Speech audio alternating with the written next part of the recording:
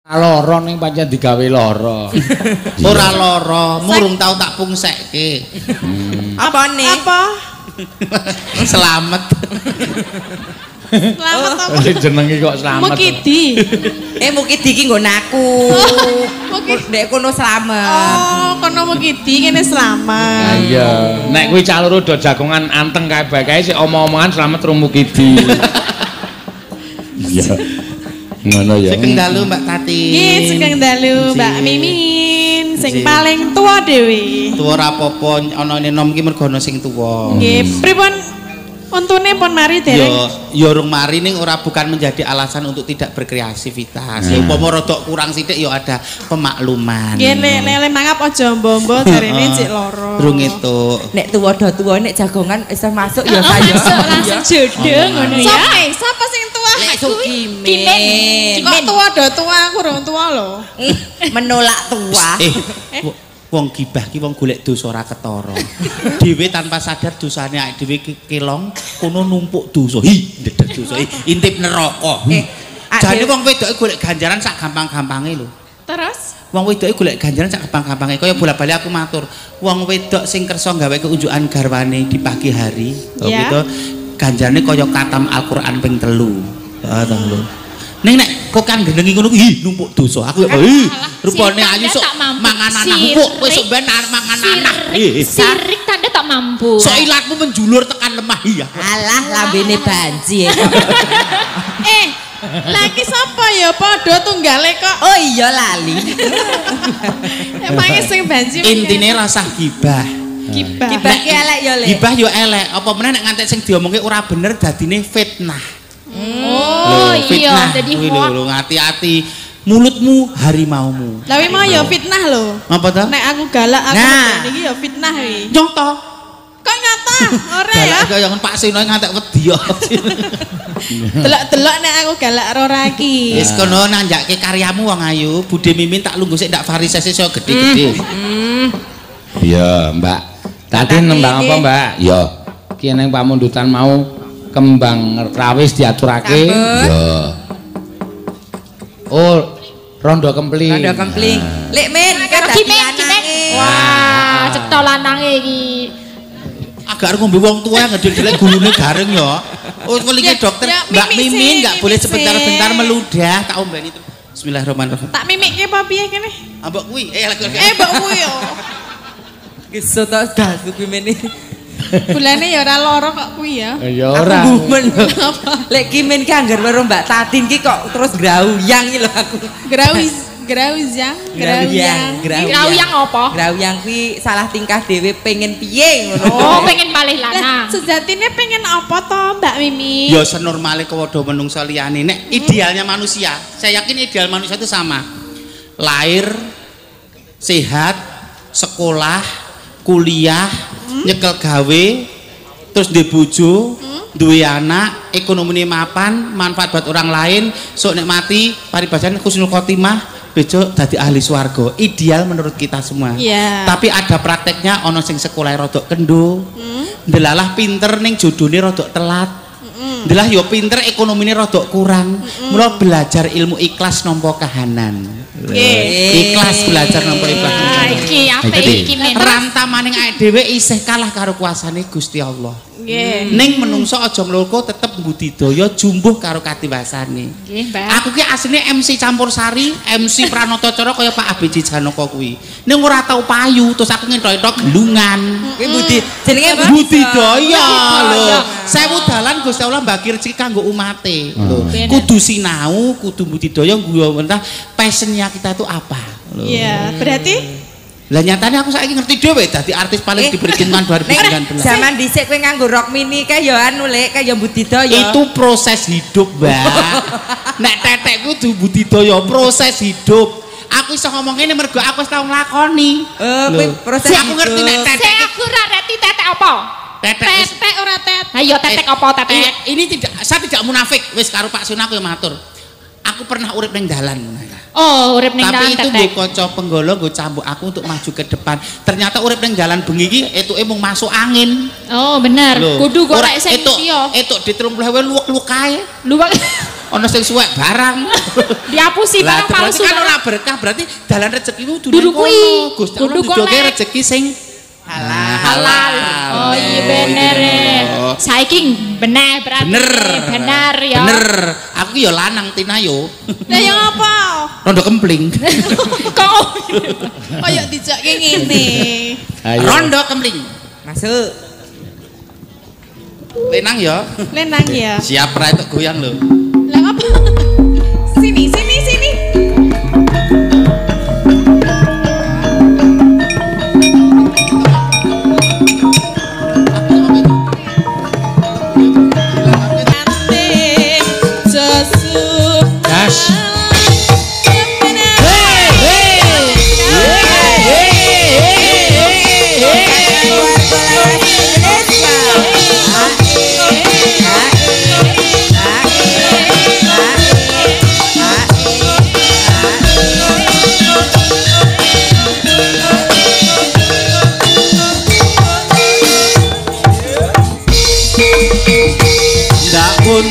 Mbak Ayu badhe tindak pundi ngaren tindak wae ora numpak taksi dewean apa ora wedi timbang nganggur kula kelangan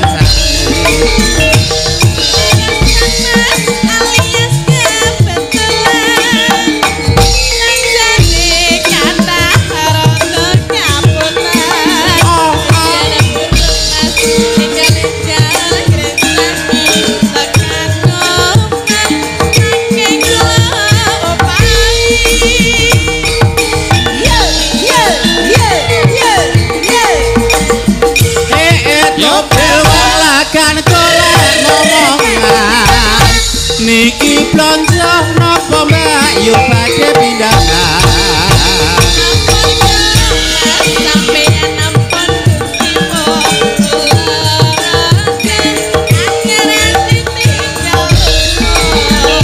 awan-awan lunga blonjo ning pasar wae prawan rondo kanggoku ora pati penting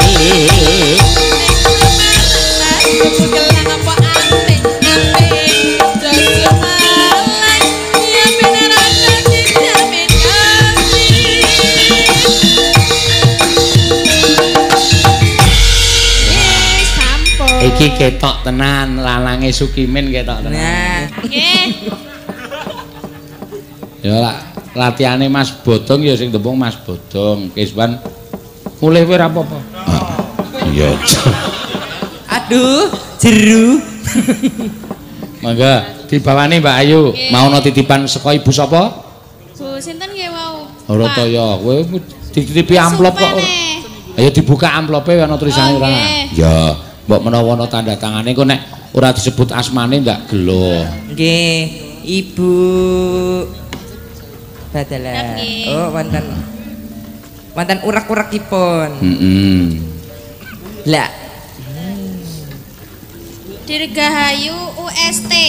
Semoga semakin maju. Keluarga besar PGSD UST. Ah, keluarga besar PGSD. Lagu Bajidor Kahot oleh Mbak Ayu pada saat limbuan. Terima kasih. Dibawani sih. Siapanya nggak ada. Yeah. Keluarga besar PGSD tok. Heeh. Enggak, bawanipun Pasundan. Ya. Gunung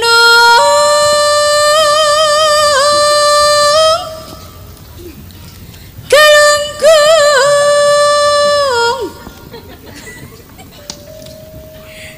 Kabangkur.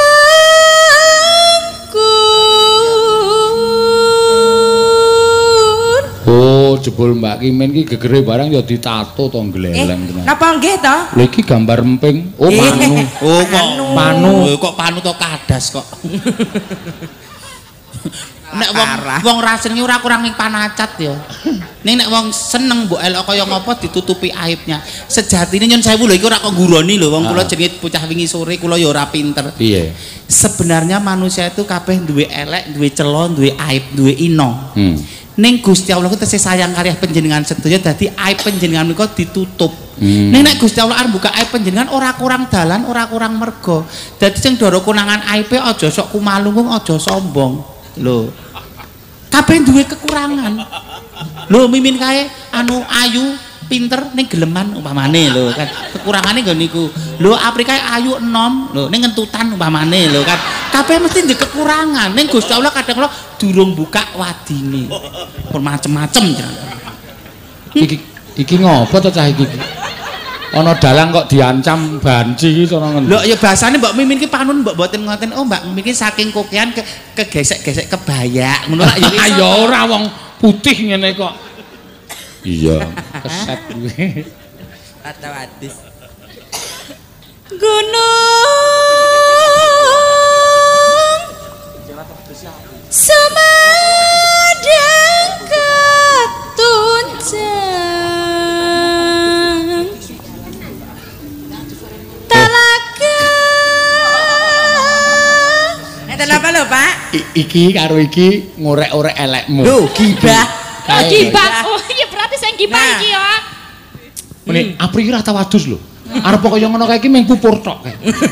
Lho, kowe mau ngajari nek gibah elek nek kowe malah gibah. Anu ki nyoto kok aku lha aku breng-brengan. Jane adus suarane malah lanang. Ora ya. Sakawayana rem becik di tengah gua junjungan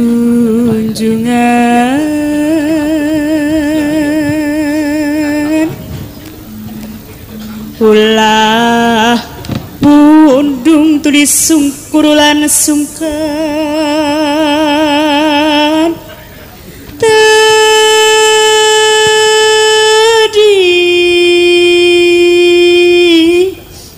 teya Mbak Mimin. Pak Seno. Mbak Orisa niku, Mbak Mimin aku sok pengen lahiran normal. Oh bapaknya kon dilo-dilo niliki aku ngono kuwi.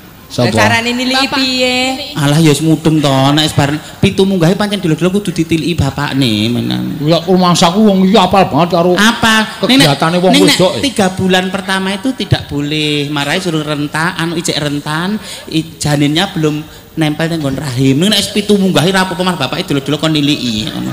Heeh, sok mah normal lahir ora sesat. Loh, diajeng. Nggih Kang. Kowe ora urung tak tileki to. Tak tiliki Kang Mas.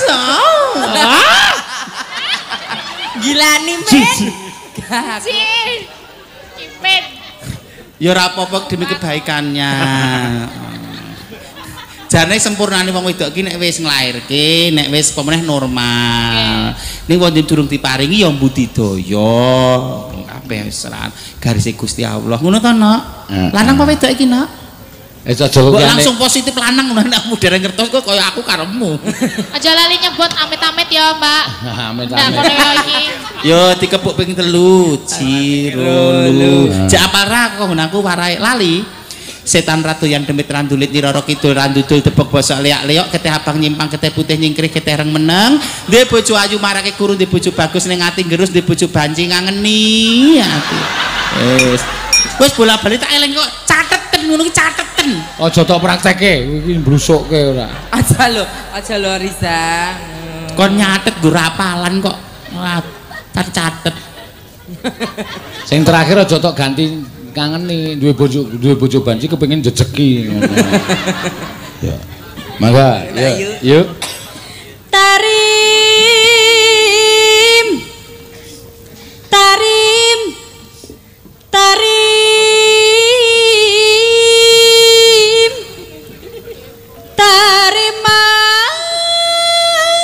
Ragawayana ngancik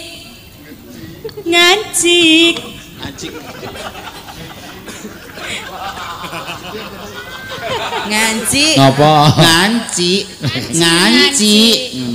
Bar ngaci terus ngacacang. Apa ngacacang? ngacang. Lah nganggo ngacacang apa ora to? Kuwi beda jalur. Oh, jalur. Bawa sing sijine. Oh, sijine. Kok ger ngoncak-ngancik kapan nyange aku. Kowe iki pikiranmu golek turu wae.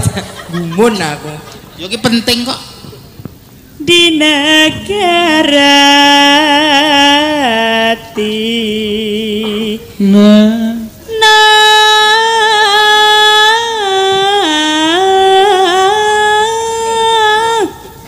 Sunda.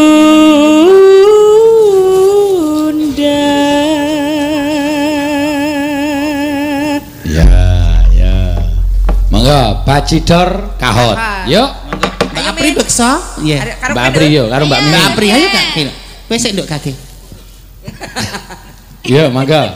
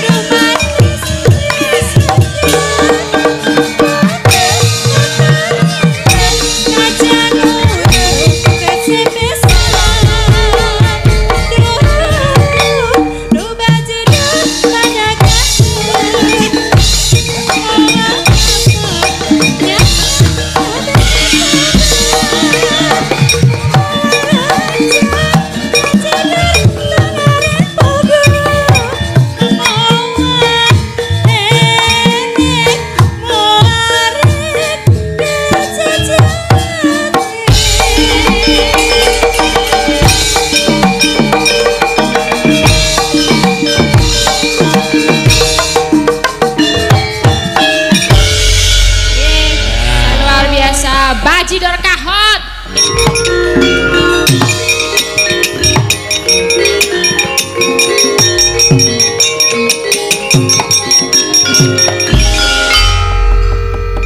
Jago lomba. Mau sama-sama. Naminipun Jaya Sanga. Jaya Sanga niku sinten, Mbah? Mula kowe nek arep maju ki takon aku. Aku ki guru sejarah. Guru sejarah. Dadi silsilahe sapa ki aku ngerti. Kowe ngerti ora? Jayasanga iki apa? Jayasanga menika satriya Ngastina, satriya Garbaruji. Anake sapa? Kula mboten ngertos. Kuwi anake Sencaki. Ana. Kuwi anake Raden Sencaki. Kowe ora ngerti, kowe urung lair. Nggih. Jayasanga ki umur 13 taun melu perang Bratayuda, kae panganane ndas wong. Ngaten. Domongi kok. Mula nek kowe wani karo Jayasanga ki padha karo cecak nguntal cagak. Cebol gayuh wulan.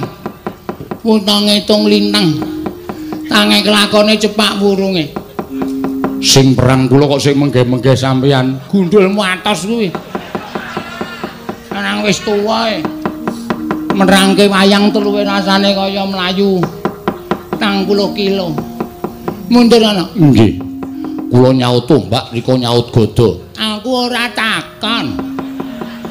Kowe cerita kaya ngapa iki nek kalah ki sing arep diunggulke apane, sing arep dibanggakan apane cobalah. Nggih. Wis mundur rasa cerita. Nggih. Tak critake kae wong genah wong semene nonton kabeh kok dadak nggawa tumbak. Bulan baleni wektu ngono kuwi jenenge. Kula beto gada. Wis ngerti. Tak dilat ndasmu lho. Nyuwun pangapunten, Mbah. Nyuwun pangapunten. Aduh, Mbah.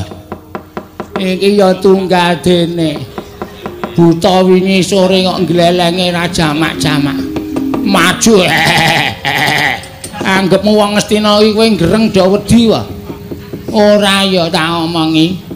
Enten tiyang mabur ngambah dirgantara nyampluk bathuk kula nganti jengkelit. Siapa kowe? Ngerti ra sapa? Sinten, Mbah? Superman. Atonyo lho nek ngece bapakku kowe. Lah sinten? Kae Jaya Sumpena. Jaya Sumpena menika anake Gatotkaca.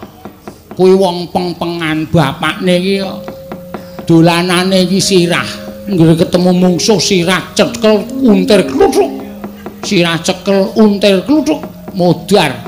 Ning bapakne mati ning perang Bratayuda. Sing kari urip anake kae putune Pandhawa, kae putune Werkudara. Lho piye? Mula kula perang kok kula antem ora apa-apa, kula cokot ora apa-apa. Bareng wonten kula diajar dheweke mabur nyamber ngiwa nyamber nengen, nyambluki sirah. Nek mboten sirah kula kinten wis gagar otak. Mula saiki kowe ra sakoke anomong, ndasmu kuwi presakna. Eneng sing owah ora. Ketoke saiki ora apa-apa ning 3 dina sabare kuwi. Terus nek kowe engko jejuluk Raden Hartanto Gatotkaca. Piye ayo? Terus njaluk lagu nang pementasan wayang, ayo. Nggih, nyuwun ngapunten. Jenenge kentir ora krasa kuwi. Nggih. Mundur. Nggih, wis tak akan dawuh. Nah, ini. Nah, ono macet itu. Waduh, cilaka iki. Entuk wong rada kaya pekok ngene iki cilaka. Piye karepmu arep omong apa? Nek maju. Heeh, kowe maju. Maju mbok pilok tak nyanyi. Heeh. Terus nemane wong nek dhuwur. Nemane wong nek dhuwur. Takon-takonan ora? Ora. Ndak ngendelok. Kendel ayo tonyo. Oh, diblonyo. Tonyo. Ni tonyo. Ora blonyo. Tonyo. Tonyo. Ndak apa-apa. Sing ora apa-apa ana. Lihat endot tampun. Yes. Lihat ditendang rai lho. Oh, tindaki lendang raine. Ni tendang. Oh, tuwa oblong dasmu kowe ya. Kowe iku nek tuwa goblok to? Nah ini paham wae wong cetha kok. Tentang rai kula. Andak banting. Dibantai banting. Nek coba sing ngene. Kowe tak tonyo lho nek omong saru. Untal. Baleni meneh. Untal mencelat. Mencelat. Bablas tekan entong. Bablas tekan entong. Piye ta iki? Bablas tekan ngendi? Bablas tekan entong. Bablas tekan Vietcong. Bablas tekan entong. Ong iki oh alah Gusti gong to. Ong. Bablas tekan entong muntut ya men. Tetek. Tetek. Ayo golek. Lho kok oleh. Jare arep petek. Tetek. Tetek tak nyambekan. Tetek ora peteng. Tetek. Oh sesek to. Tetek. Oh. Wong tua petok muni ngono ta kowe? Ajar lho kowe. Adine ta idong. Adine ta idong. Ning aleman. Sing aleman ki sapa ora ana wong aleman kok aleman. Neman wae dateng ngene. Ana pati kembali lak jamak-jamak. Namung nonton. Apa? Namung nonton mutar. Sapa sing mutar? Aku. Nek ning kowe tetu. Luane amak tetu truk. Ngerti aku setruk ra? Ora. Nyetruk. Betang nyetruk. Nyetruk. Setruk apa setruk? Nyetruk. Aku arep lenen ngombe betang nyetruk. Ora ngonekke sampean nyetruk. Anggere ngrasani elek jejeki raimu. Wong nyetruk ya ora nyetruk. Hanya tak putih.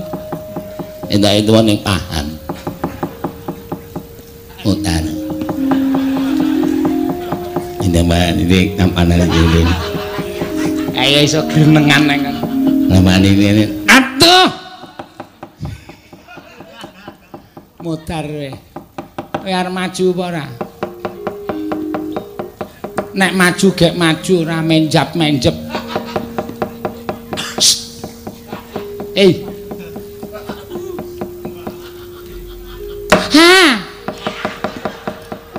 Maju ora kono maju mbangane golek tamu ora tau entuk-entuk. Maju kono. Napa isih payu, Mbah? Ayo isih kaya ayune kaya ngono kok. Maju kono. Ora ketang sedilo-sedilo ndang maju. Mengke ngentek-entekke wektu lakone dawa lho, Mbah. Kula nek lakone dawa niku trimo ora maju. Maju ya ming. Dinggo dolanan karo wong-wong ngesina, Mbah. Ya ora ketang sedela ya nggo perang mosok wis ditokke kok ora perang. Kula niki ora perang iso metu, Mbah. Asli ra goro. Yakin lah kula niki wonge gampangan kok, Mbah, gampangan. Ya wis kana maju. Mungsuhe wong Ngastina, Mbah. Wong Ngastina. Pandhawa dudu. Pandhawa wis mati. Ya ampun kok ora nglayati to, Mbah. Kan aku PWPP. Apa PWPP? Penggemar wayang para Pandhawa. Aneh-aneh kowe iki. Ndang maju kana. Cekat-ceket ndak jame ngoyak. Ya nek dioyak mandek to Mbah ben ketemu. Wes aku segal nek wis ngono kuwi. Wis gek menyang gek apa perlune. Minggir. Tuwekan orang. Mundur. Ya ampun. Masa lambe kok kaya kakus ndasmu. Lambe kok padake kakus. Lek ndredek kuwi lho, Mbah. Kaya kloset. Lambe kok kaya kloset. Sapa sing ketok mesti mati dening aku, yakin mati lemes kowe.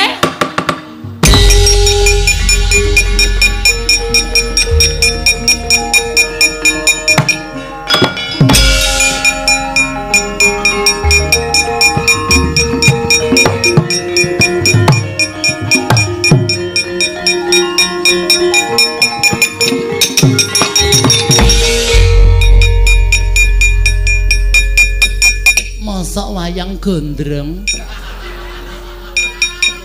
Lamun milenial. Milenial modern. Sopo kowe? Sapa? Kowe sapa? Takon karo aku.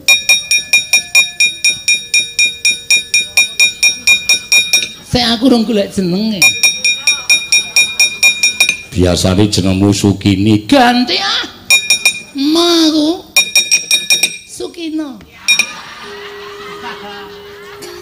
Sukino. Sukino. Anake Mimin. Patutan karo Mas Senanutu. Metune kaya ngene iki ampun. Aku ya gumun papaku ora tau nilai aku lho papa. Sapa Mas? Jaya Sumeno. Jaya Dimejo. Sumeno. Sumpeno. Areng apa? Prajurit Pringgondani tak dadekke siji prajurit to. Negara Ngastina tak dadekke siji karo negara Pringgondani. Sapa sing maju tak rawe-rawe rantas sak malang-malang putung. Mas, ngopo? Rambutnya mbok dipotong. Ora risih wae. Ora. Kowe tak kandhani carane ngilangi rambut ning rasa nganggo dipotong. Carane piye? Uwur-uwurno gamping. Mengko iso ilang. Nggon aku tak wur-wuri saben dina ilang kabeh lho, Mas.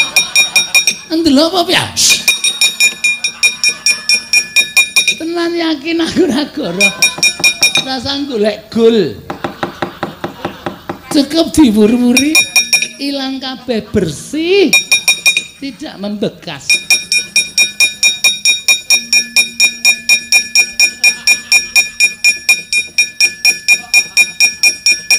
Mundur, Mas. Ono apa Dimas? Mundur. Sini mungsuhe ora wangun dadi mungsuh.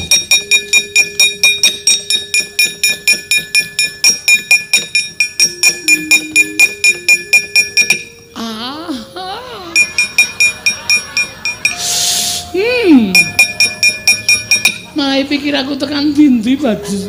Wong kok gagahe kaya ngono ya ampun ya. Awake gedhe, tangane gedhe, sikile gedhe. Aku ora iso mbayangke ya ampun. Sopo kowe? Sukino. Sukino. Iya, kowe sapa? Jayasena. Ya ampun jenenge padha bapakku kowe.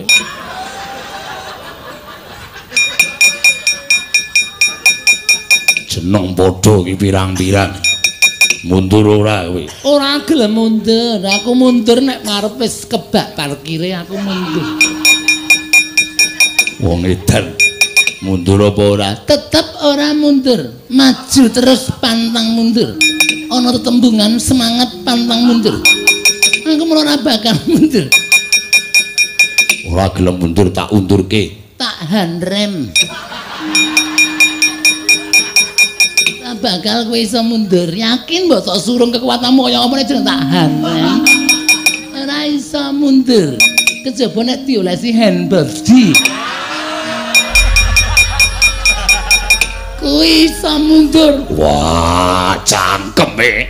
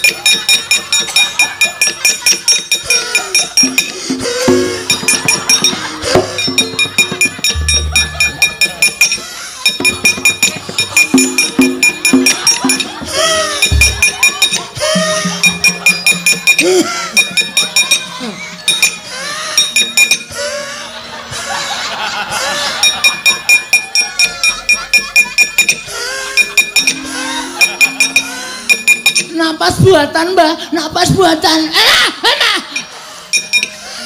Asu. Ing tiba ya matane. Ora ada wong tuwa nang matamu. Siramu notok ning jojo. Majel kon. Mbegakku angel banget iki. Sesek tenan. Pripun Mbak ambulan dasmu. Aku junjungan. Aku digorono ndak mati nang kene, ndak mati.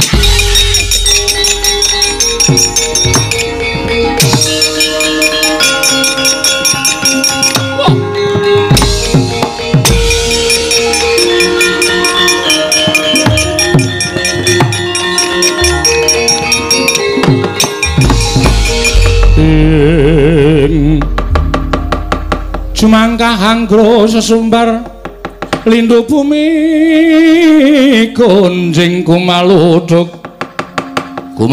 kuntur katup. Wah edian bubar sasaran Wadyabala saka ing Pringgondani. Iki Ratu Pringgondani Prabu Siaji. Sapa ketok kelakon tinjung akhirat nyawamu barang.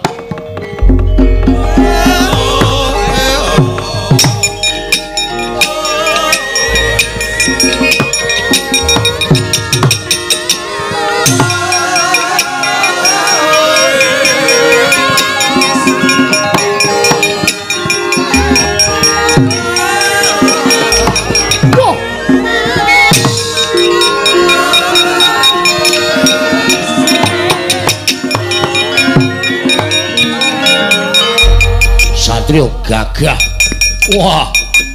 Murup sak tebok dadane so. Jaya Sumena dasar Purnyata. Kowe sapa? Prabu Siaji. Narendra ing Pringgondani. Ayo bedah negara Ngastina. Waton iso ngasorake putra Pringgondani Raden Gatotkaca. Piye? Raden Gatotkaca wong tua. Kowe cendheke waras.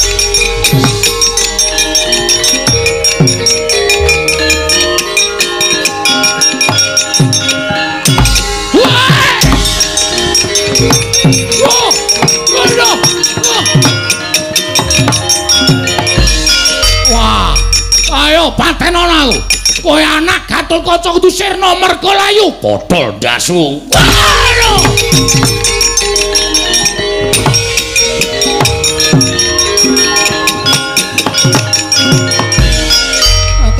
Tobat Kakang Prabu.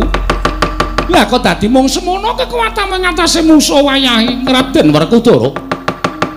Nganti minger pasuryanmu tekan mburi potol janggamu. Kowe tak wenehi utawa tak tetesi banyu penguripan daya kekuwataning Sri Tanjung. Waluya nirmala temajati jati tepamulya Kakang Prabu Siaji.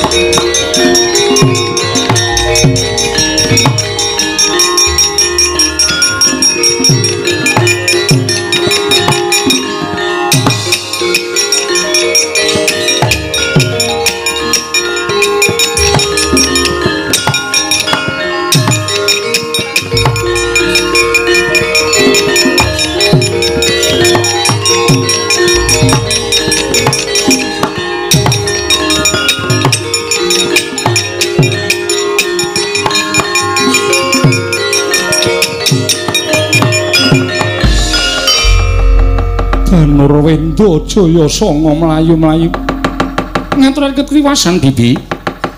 Jebul pinanggihipun Prabu Siaji menika mboten saged dipun sangga enteng. Malah sajaipun kenging lara nanging mboten saged tekaning pati.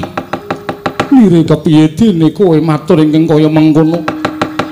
Kadang-kadang kula sedaya sami kapracondhang melajar awit ajri kaliyan kridanipun Sang Prabu Siaji. Tumunten kula mboten majeng wonten ing pabaratan ingkang wigatos munjo atur ngesa paduka Kanjeng Bibi Utari. Mri Gusti Ayu kula semanggaken anggen paduka badhe ngrampungi perkawis menika. Danurwendra Jayasanga. Yen ngono pancen negara Ngastina ning tengahing bebaya ingkang kudu disirep. Mula aja wedi kangelan. Sira mlayu manyang marang pertapan Grojogan Sewu. Matura marang eyangmu Resi Jaladharaya, Resi Baladewa. Yen to Ngastina dina samengko linuruk ladu batang pinurih dadi ajang rempon dening ratu ing Pringgondani. Upama ana pandangan saka eyangmu Grojogan Sewu blaka wae ya Danurwendra. Nyuwun pamit Kanjeng Bibi.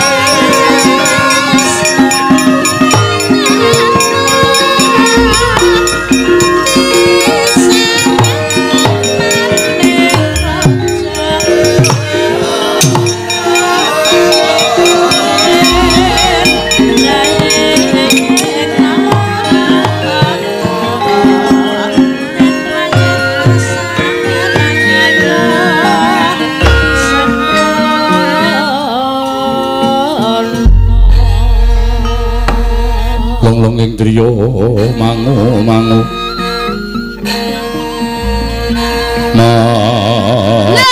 para dewantara muda semuanya luar biasa. Selamat ulang tahun untuk UST yang ke-64. Dongamu piye, Oh, dongane jelas sesuai dengan visinya UST ya. Karena ingin mencerdaskan kehidupan bangsa, mencerdaskan dan memuliakan anak-anak bangsa sebagai dewantara muda sesuai ajaran taman siswa gitu loh. Luar biasa.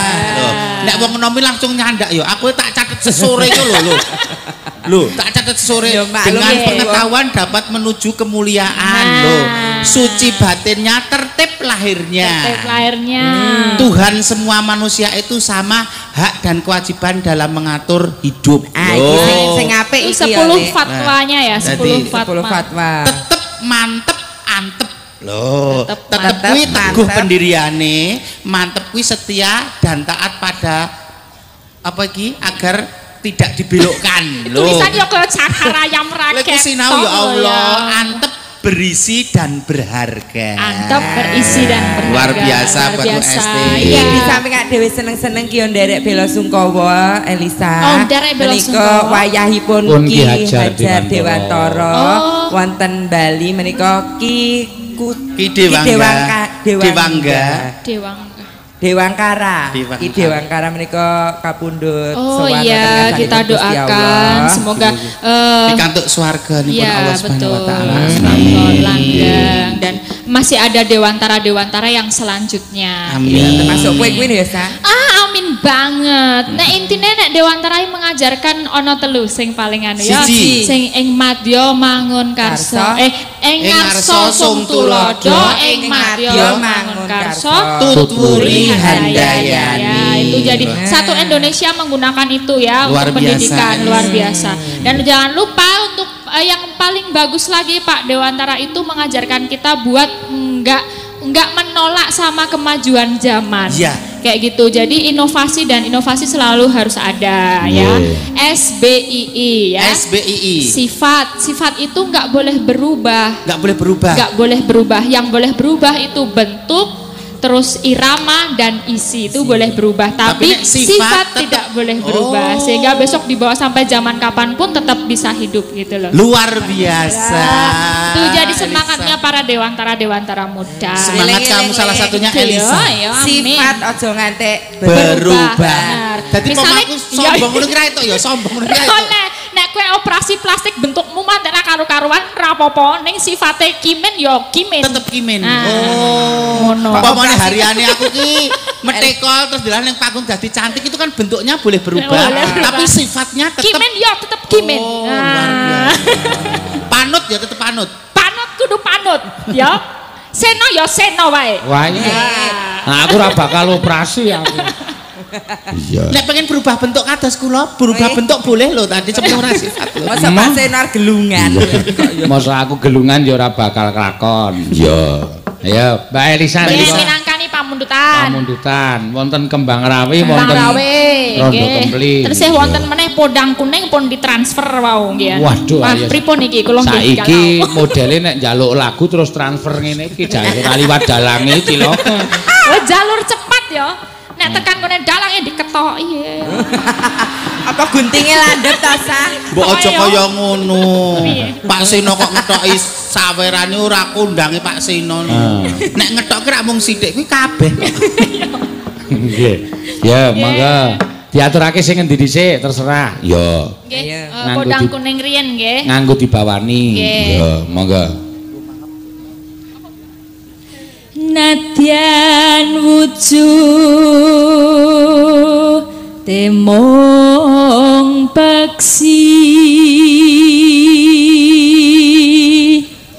gara-gara Podang Kuning aku disebut dalang Podang Kuning. Lah nyapa? Ya ora ngerti aku nih. Dalang Podang Kuning soalnya aku salah wis tau ngomong salah. Terus aku terkenal yoki kaya sinden Podang Kuning, dalang yo dalang Podang Kuning ngono. Biyen mung gara-gara aku muni seleret ki silet ngono salah.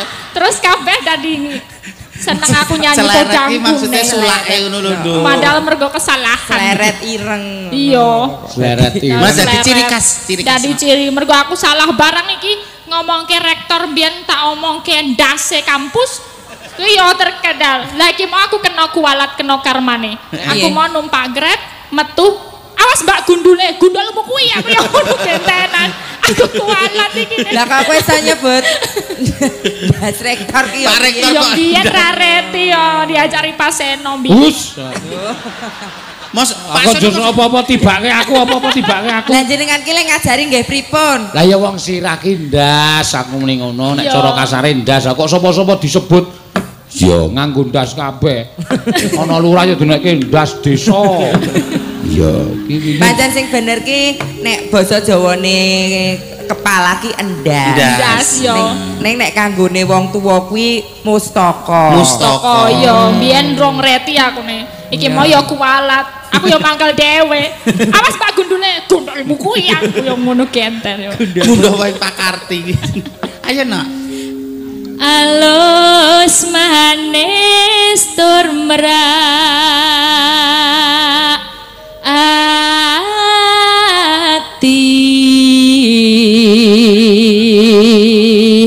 nono wasawenggan kula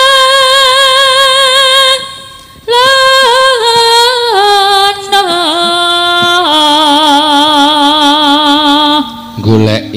goleki si Podang Kuning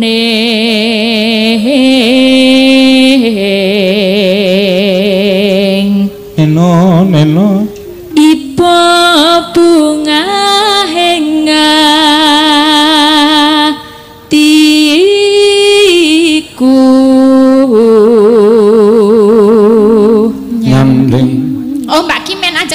combi ya. Oh iya, monggo, Mbak.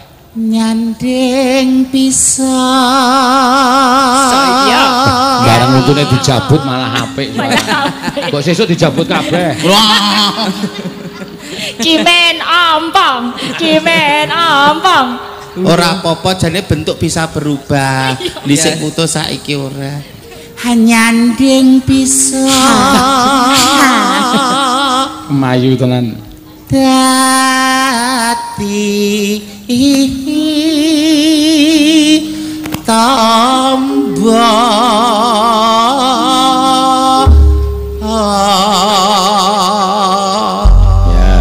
ya didum Yai 3 saiki Mbak Apri esuk awan neng omah oh bener ya esuk awan ngomah wis ora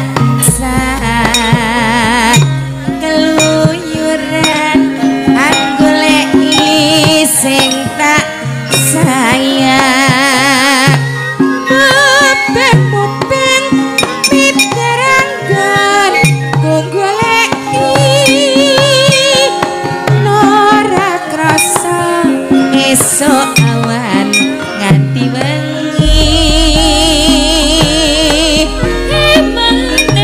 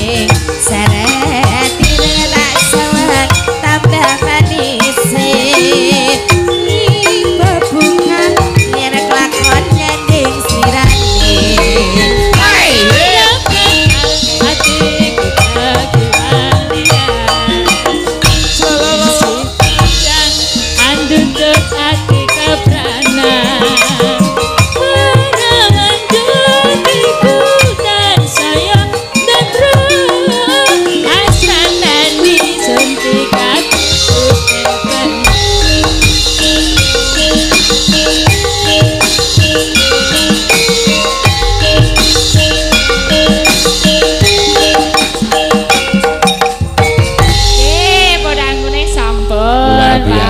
Kiai telu iki panjenengan pentas iso kompak ngono iki seneng aku. Jogete ya kompak. Nggih. Dadi seni hiburane kecekel nok suarane ya apik. Nggih. Syukur nek gelem dilongi sing suarane gedhe dhewe mau sapa. Kimen, Pak. Jane wong telu ya nek dilongi siji ora dadi telu. Suarane padha apike, jogete padha apike, rupane padha ayune. Nek telu kan trio. Nek Trio. dua kan bisa juga duet jenenge kok. Duo. Lah terus kula nggih sinten jan kersake. Hah? Nek kula kon metu saka trio iki kula kan napa terusan? Ayo mbok sak ngarepmu arep ngopo. Iya. Tinggal lurus saja rono Le. Neng ndi? Nek gawean engko. Neng ndi ta? Kono kae lho. Maksudmu apa? Gawean lawas e. Maksudmu kan yang BI. Nyepelekke kono sepi nyenyet kok saiki padang jinglang. Ayo nek golek sing peteng ya kene iki ngalor. Pundi niku? Ngalor terus ngulon kon tulisane jalan kapas ngono. Oh iya apal. Lah omahku mbiyen kulone kok. Ya kejaba mae kono pancen ya kulino. Ah ora. Anu kulino mampir medangan sik ngoten lho. Ah iki nang kampus kok ngomong kowe. Iya. Iya apik iki mau jenenge podang kuning. Heeh. Genti saiki ya gentenan. Ya karo sapa jenenge Mbak Apri men suarane ya ditunggu-tunggu para pamirsa. Ya Sapa ngerti kok Pak Pardimen krungu suarane Mbak Apri terus iya. Kesengsem malih. Papan Iki gandeng trio ki Elisa ben ning kene wae. Heeh. dicekeli. Niki dipun aturaken menapa Mak Canggih? oh. Sukimen pipine abuh. Mula Nek ya tanggung jawab wong nyambut gawe kudu tanggung jawab. Nggih. Nek wis sanggem ya kudu tetep tuajuh lho. pancen niku ganggu sing luar biasa. Sing jeneng wong nyambut gawe bengi, wong kok lambene sing nggo nyambut gawe untune lara. Wah, rasane luar biasa tenan. Mula tau ngrasake ngoten niku tau ngrasake kok. Lah jeh. Niku ndek wingi nyebut Beberapa hari yang lalu sama Pak Seno juga. Ya dicabut wae ben kaya Kimen. Untune. Sapa? Wingi ya sambat lara undu to Pak jenengan. Kono abuh. Lah yo dicabut wae Pak. Kaya Kimen iki lho. Moh. Ben sehati. Moh. Senadyan to lara untuk kados Pak Seno niku gerah waja ning tetep tuwajuh nyambut damel. Ora kaya kemar mangkat we nyebute walah lara untu larane yo ngene ra nek wong tilik. Sambat yo. Iya iya, lara untu kok dikaryake. Mboten yo kira nggo tambah-tambah. Ayo nok kake nok pamerno. Monggo ngaturke napa Mbak Apri? Ya. Mengke kalajengaken kembang rawe nggih. Oh nggih, siap. Heeh. Pamitan saking Papua. Nggih. Memanismu kanggo jiwa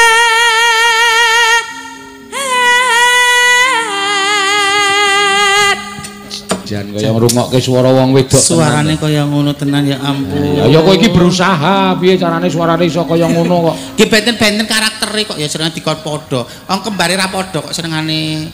Aku nek ditandung-tandung lara ati sengite aku. Alah ngono kok biasa Aku jane wegah nesu dina iki lho. Untukku lara awakku gembreges. Deni yo. Jadi wong wedok seminggu nek paye datang bulannya awake awake mesti aku. Alah. Iki Kang Slupan. Aku jane segah nesu lho. Aku nang rumangsane awakku teng greges. Kono jengane mulang sarak wae aku. Sing mulang sarak ki sapa? Sing jeneng wong budidaya iki rak ya apik to, Mbak. Lah nek kan kemampuane benten-benten kok ya. Nganggure nesu abuh meneh lho. Sakniki nek kon budidaya iso kula pengen di anak nyen bisa budidaya apa ora? Lah jarene wis menteng karo aku. Lah guguran meleh kok nika kok ayo gawe neh kapan? Senengane ya banget. Wah ampun nyonya kula bengi niki aku gak nek nesu-nesu. Oh ya. Manjer e. Hagawe rucite kale Nek jane nek sampean gelem berusaha ya iso lho. Wis. Malah kaya kucing lanang wedok do ketemu.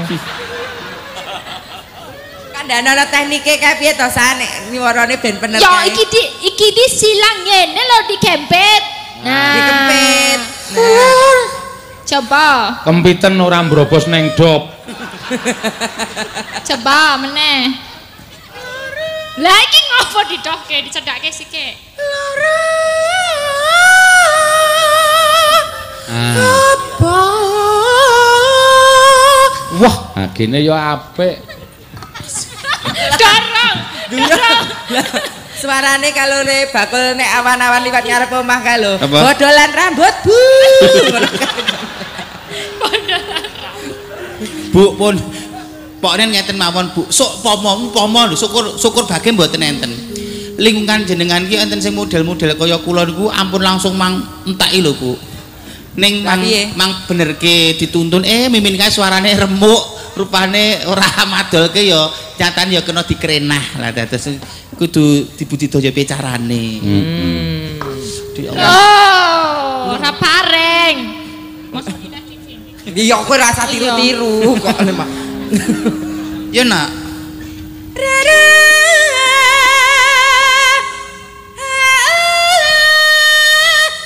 Apa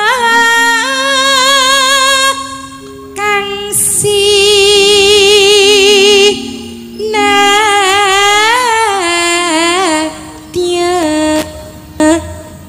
upama mundut rokmi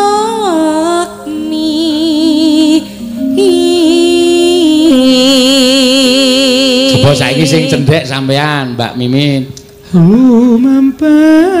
Dereng bibar menika tartam tur rumiyin. Lenang sik wae lenang sik ale. Taratam tu tak tu ruti sebanter banget ya ayo kulino ning sawah jarang panas gerek wedhus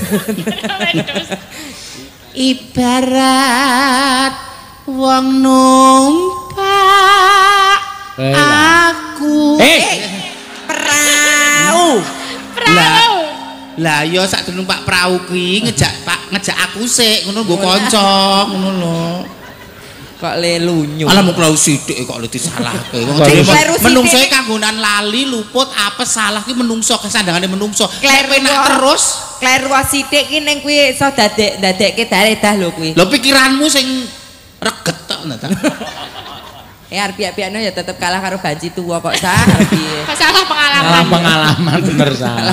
Sing genahke pengalaman hidup kuwi menjadi guru gua dhewe. Oh, kuwi ra prayoga, kuwi prayoga.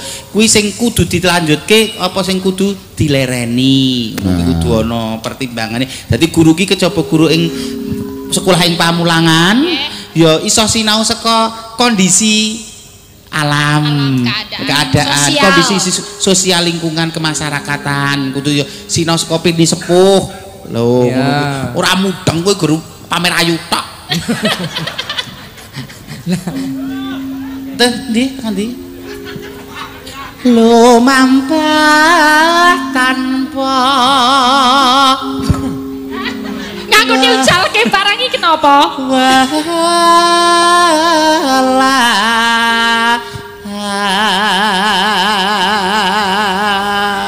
jane nek gelem ngupadi suarane ya apik lho jane ora mung suarane wong ya apik ya lamur ing madyan ya nak ning madyaning jala niti ya Mbak Mimin temah gonjing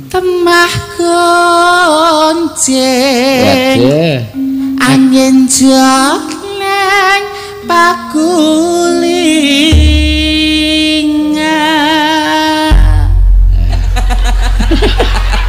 kok kaya kentekan napas kaya mobil gangsat Ya, tembang rawe. Ya, mau dinyanyake Mbak Apri ro Mbak Elisa ro Mbak Mimin. Ya bertiga ya, Mak. Heeh, mangga dados. Iya. Iya, asik-asik.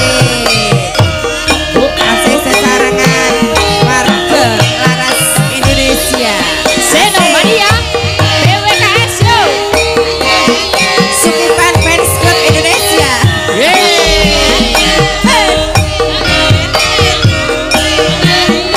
Trio paracetamol. Masuk yuk.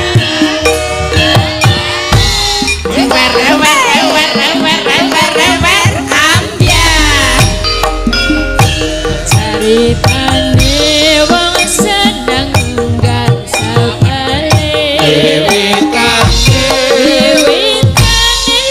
lungguh jejer saben dinane. Saya suwe. Saben jejer nyekel tangane. Banjur ngomong mas aku tresno kowe. Suki mesaya yo. ceritane wong seneng tunggal sabale. Wiwitane lungguh jejer saben dinane.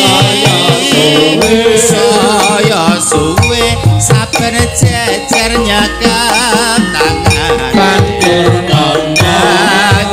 ngomong mas aku tresno kowe.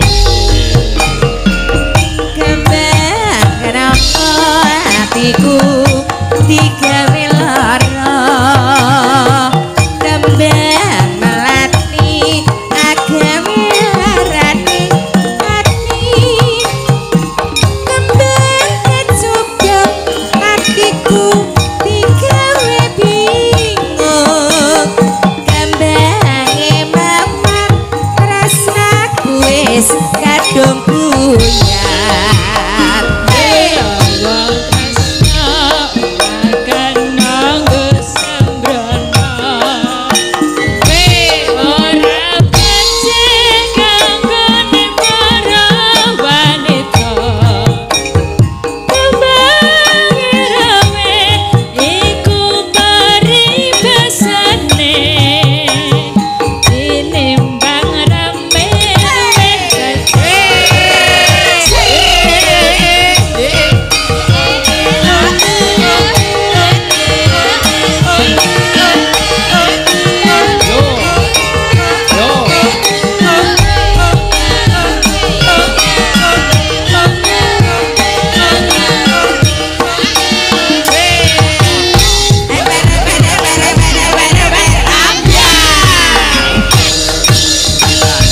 Wong seneng tunggal sabale.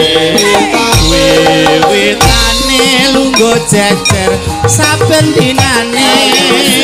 Saya suwe saben jejer nyekel tangan. Banjur ngomong mas aku tresno kowe. Ceritane wis kancane dhewe. Nunggu jejer saben dinane. Saya suwe Suwe saben jejer nyekel tangane. banjur ngomong Banjur ngomong aku tresno kowe.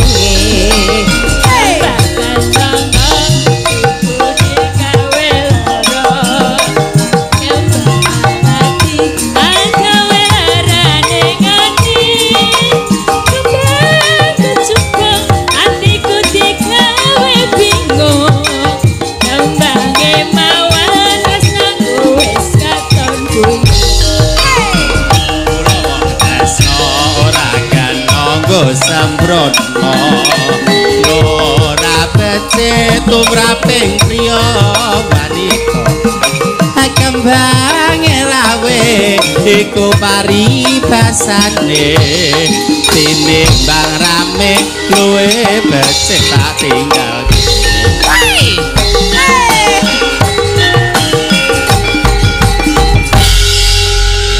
sampun dipunaturaken minangkani lagon kembang rawe. Ah, sapa ngerti esuk Pak Subari nimbali sampeyan ning Papua. Matur nuwun. Bar ki rasa digawa rene meneh. Ditinggal wae ning kono. Ya ora apa-apa Papua ya luar biasa ya subur makmur luar biasa. Sugih lho ning kono. Dari bojomu ya ning Papua.